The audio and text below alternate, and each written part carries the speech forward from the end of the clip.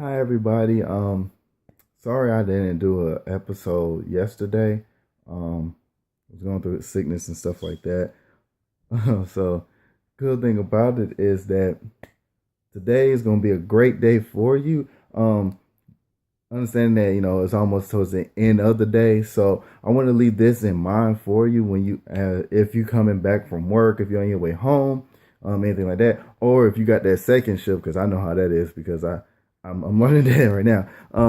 You got that second shift and you're on your way to work. I just wanted to keep you in mind. Um, Typically, what we've been talking about is the comeback, that it's not too late and it's never too far. And I want to share one topic of today's discussion, which was in day 5, talks about temptation. And of course, it's funny because when a lot of Christians talk about temptation, they think of that first thing, lead us in our temptation. But I want to go in depth with that, but I want to take it to a different context and a different terminology for y'all today. Um, pretty much, pretty much for day 5, the inspiration for the verse and the chapter is First Corinthians chapter 10 verses 12 through 13. Now, I got distracted. I like my no shave member thing going on. Before I start, shout out to all the people that's doing this for actual good cause of prostate cancer awareness. It's a real good thing that y'all doing is not shaving like your beards and your mustache for that cause. If you don't know anything about prostate cancer, I'll advise you to research it and look it up. It is very bad and it's been highly popular and big thing as far as men. So shout out to all the men that's doing the no shave Vember. On that note, temptation from God. Now, in the actual chapter and verse, it pretty much summarizes. It tells you that that from God, it won't let you. He won't let you go into temptation. And what I want to say is that it's not just like temptation as like sex or money or anything like that. It probably can be temptation as to what path you want to take. A lot of us, we struggle with choosing the right path, the righteous path, being Christ-like, which a lot of Christians, I believe personally, fail to understand. That is that you're not supposed to be perfect. You're not supposed to be made this awesome, wonderful person. Even for my ministers out there that's listening, and also for my spiritual leaders that are out there, you're not perfect. All right, good. Now, now going to this. Now the thing is that temptation comes in a mysterious ways, because it comes in so many ways.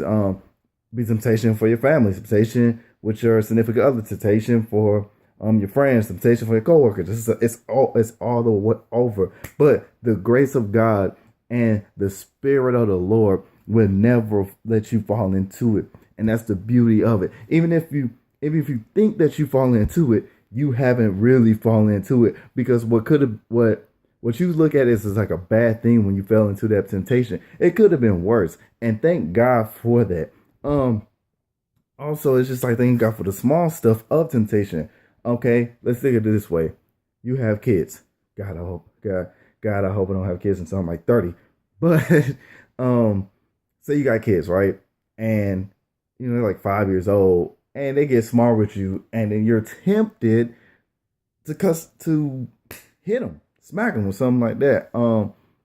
But you didn't. You yelled at them. Now, granted, you're gonna feel bad that you yelled at your own kids and you raised your voice at them, and now they're scared and frightened of you. But you can fix that, because it's more of a verbal threatening than a physical threat, which you was originally tempted with your anger to hurt them, but you only hurt them with their words. So that can heal, versus you hurting them, and that can stay in their lives for almost ever. Honestly, and that's just speaking from the truth. Like it can leave a guilty stain on that child's life for the rest of their lives. And that's the thing, is like that's just thankful that God doesn't allow the full temptation of it. That's why I feel like when it says lead us not in temptation, you're gonna be, misguided a little bit, misled a little bit, but it's not gonna be to the fullest. People don't understand that. I feel like people don't understand the context of what kind of temptation, and the context of temptation as a whole versus small temptation, because we get tempted all the time. I'm not perfect. I know I'm supposed to be this Christian faith believer. I'm trying to become a minister and stuff like that. But every once in a while, either my army sense starts tingling, and I just want to lash back at somebody, or my Atlanta sense is tingling, and I'm like, this is not good, because if I stay here, I'm gonna try to stand my ground and not back off. And it happens. I'm not perfect, but I thank God because He didn't lead me, because He didn't allow me to go through the full temptation.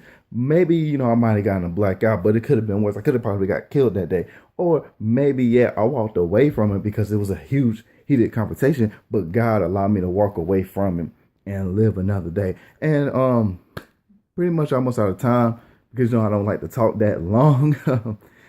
But just to let you know that God will not lead you into the full temptation that you think, and that we are thankful that God does not do that. And I want to thank God for just blessing me with not only this video, but also the people out there on Instagram that's been actually following this, and actually just blessed me to see other ministers and other key spiritual leaders and show their videos as well. So huge shout outs to those people that follow me on Instagram and watch this. Huge shout outs to the people that watch this on YouTube. Still don't have a title yet to my whole series. I'm working on it. I got a few things, but I don't like to be corny. So still working on that. May the peace of the Lord be with you at all times until we meet again for tomorrow. I'll see you soon.